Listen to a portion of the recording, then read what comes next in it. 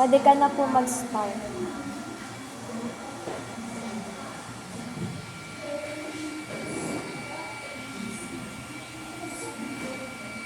Magandang hapon mga bata.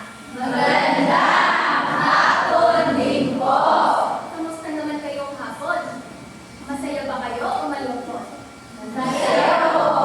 Mabuti naman. Ganon. Mga bata, tignan niyo nga ano ito? Ano nga ulit ito? Corona. Gusto niyo bang makapagsuot nito? Opo. Sa tingin niyo, anong mararamdaman niyo kapag kasuot-suot niyo ang isang corona? Ano nga? Ano nga ulit? Tama. Ano pa?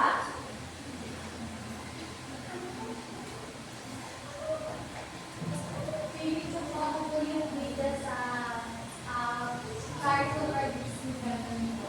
Tama. Ngayon, may isa pa akong tanong. Mahilig ba kayong sumayaw? Sige nga. Tumayo nga tayo at ipakita natin ang happy dance natin.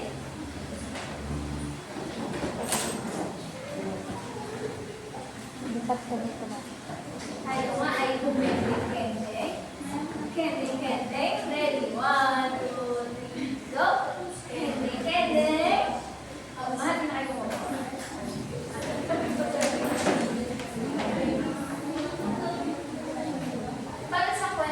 Para sa kwento natin ngayong araw, ay mayroon pa kung gustong maalala ng tanong.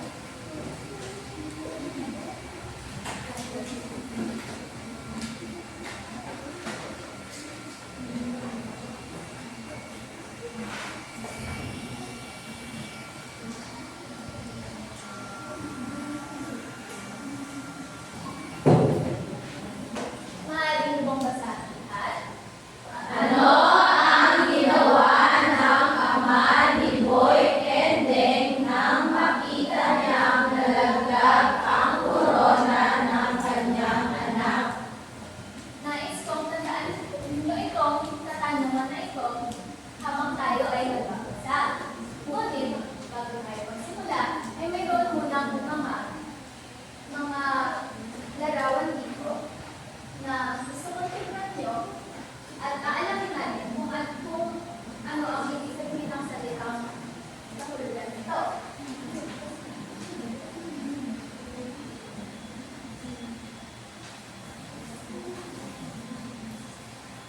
Ano sa tingin niyo ang ginagawa ng dalawang babae sa litrato? Nagugulungan po. Ano ang ginagawa natin kapag nagugulungan tayo? Di ba gusto natin walang ibang makarinig na tao? Tama ba? Opo. Ang tawag doon ay ihim.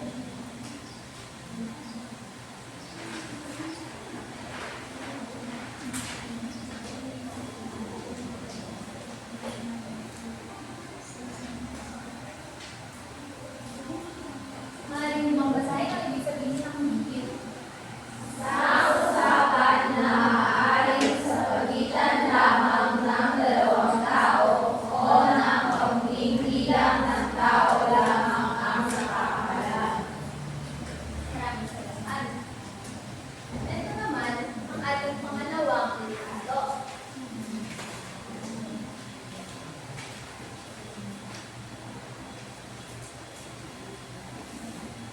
Kilala niyo ba kung sino ito? Sino nga ito? Si Superman. Gusto niyo ba ang kanyang suot na tela na kulay pula sa kanyang likod? Ang tawag sa tela na nakasuot sa kanyang likod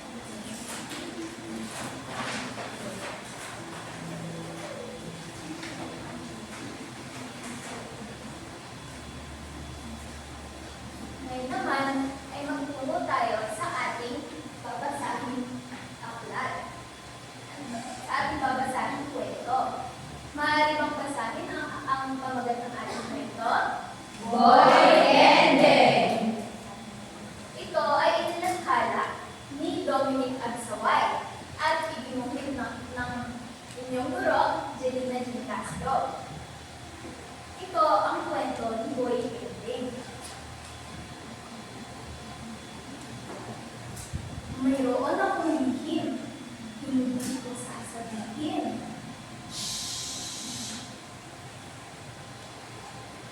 Mahilig akong kumendeng. Kending dito, kending doon. Kending sa lahat ng sulok ng kwarto.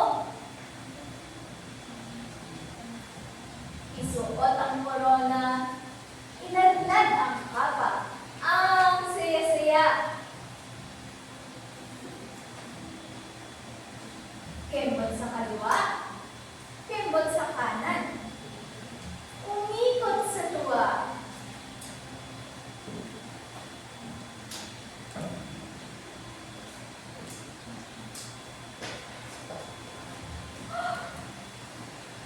Sino kaya yun? Sino kaya ang anino na yun? Sino sa tingin mo ang anino na yun?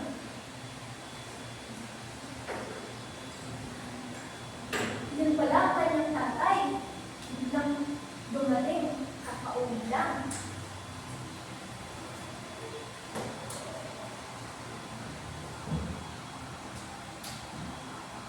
Nung pagpunta si Boy Kending, tinanggal niya ang kanyang korona habang papaalis ang kanyang ama. Ano sa tingin niyo ang gagawin ng kanyang ama? Alamin natin. Wow! Nung pinulot ng kanyang ama, ang kanyang korona ni Boy Kending.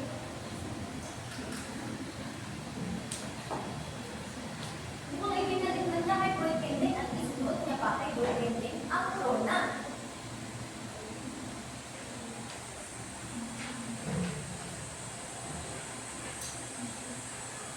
Mukhang may suot din costume ang kanyang ama, nakagaya ng kanya. Ano kaya ang gagawin nilang kasunod?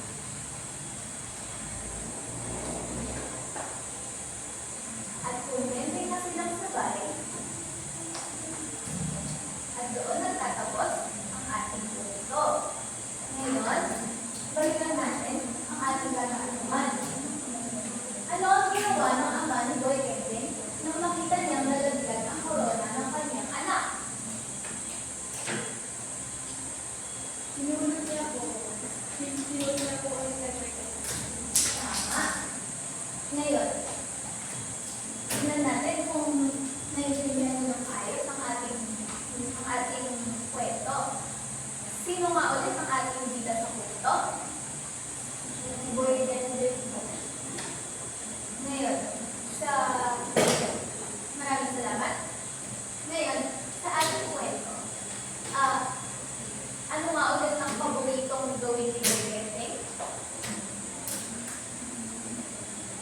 Bumendeng. Tama. At ano ang suot niya sa kanyang ulo? Tama. Sa ating kwento, ang kanyang ama ay biglang dumating at pinulot ang kanyang korona. At ang pinulot ang korona ni Boy Kending. Ngayon, bakit kaya tinanggal ni Boy Kending ang kanyang korona? Ano sa tingin niyo ang nararamdaman niya noon? Baka po kasi pagalitan siya ng family. Tama. Bakit sa tingin mo siya papagalitan ng kanyang ama? Kasi po naliligaw ko siya kasi baka isipin mo sa akin na hindi kasama yung para sa'yo. Tama. Ngayon, ay sa pagkatapos ng pangyayari ngayon, ay sa tingin ninyo, kapag kayo ang nasa posisyon ng kanyang ama, sa tingin niyo ba ay gagawin niyo din ang ginawa ng kanyang ama?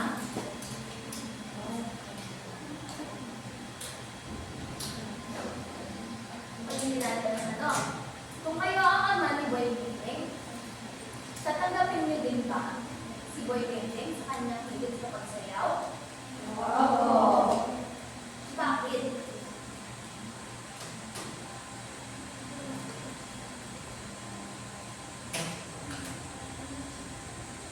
Dahil ito po ang kanyang hilig.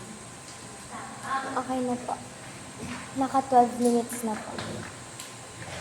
After po nun, ano pa po yung gagawin nila?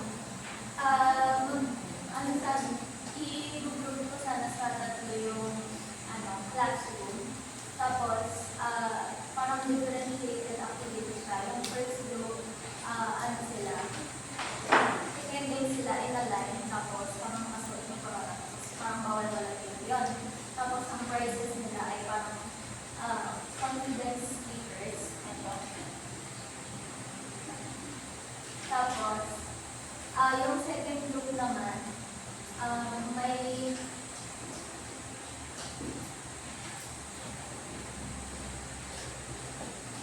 sila, parang may blank sila na crown, tapos papakatan nila ng jewels, pero sa bawat papakat nila, parang sisigaw sila na, magaling akong sumayaw, magaling akong kumanta, parang something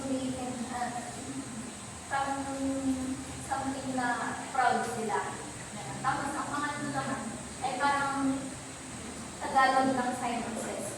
Sabi ni tatay, kumenti na pa, parang parang ang sense ng mga activities ay kahit iba-iba yung galing ng mga bata, it's still something they can be proud of. Hindi dapat. Yung magko-comment po, First of all, congratulations boys. Then, kung napansin ko lang, okay naman yung energy, pero hindi lang siya consistent. And then, dun sa may motivation question, mas okay kung more ko lang contextualize sa mga bata. And then, yung picture din sa unlocking, okay naman siya. Kaso yung meaning na ginamit sa, kasi grade 1 siya, mas okay kung may ilang. And then, maganda din yung sulat na nakikita dito sa likod, tapos sabihin din sa likod. Tapos, yung sa pagbasa mo ng kwento, magaling naman siya kasi gumamit ka ng mga emotions para na matindi namin yung nandun sa kwento.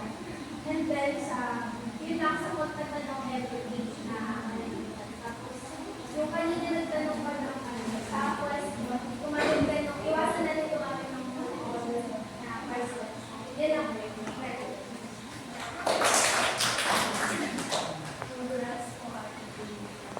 Nung sa po, yung sa materials, instead ng pink po is dark na lang po siguro parang magpapilala. Tapos yung iba po kami na islabi na lang po siguro ng more than po na dark po kami. Tapos yung sa unlock, maiging na lang po siguro yung definition. Tapos maganda din po yung clear po na voice mix na rating po namin. Tapos entertaining din po yung kwento po sa grade 1. Tapos yung sa ibang page po, lagyan na lang po ng text. Tapos, maganda din po siguro yung sa class.